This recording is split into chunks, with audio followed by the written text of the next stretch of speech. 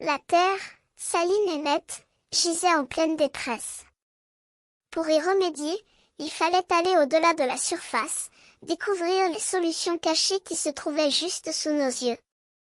Et c'est là que je, Amen Mel, éducateur passionné et manuel par ailleurs, m'élance pour défendre la cause de la scolarisation pour tous, en particulier pour les filles.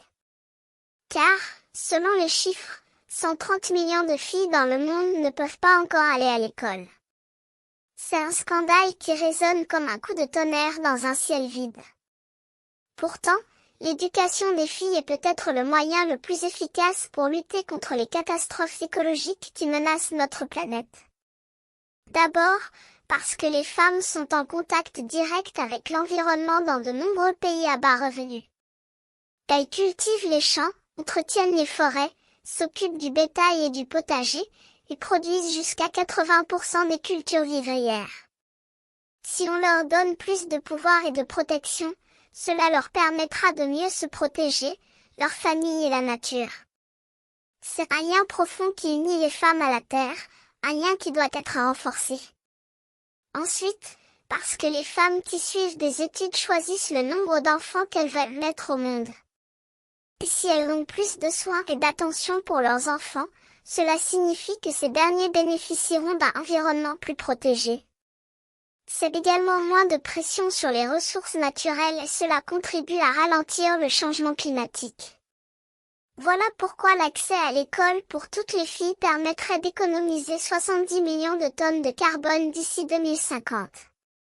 C'est plus que toutes les éoliennes, les voitures électriques et les panneaux photovoltaïques réunis. Cependant, cette solution ne se réalisera pas seule. Il faut agir avec détermination. D'abord, il faut interdire les mariages précoces partout dans le monde, car 12 millions de petites filles sont encore mariées chaque année.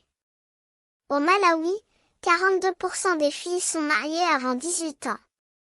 Dans les zones rurales, seule une petite minorité a accès à l'éducation et la plupart doivent abandonner les études vers 12 ou 13 ans.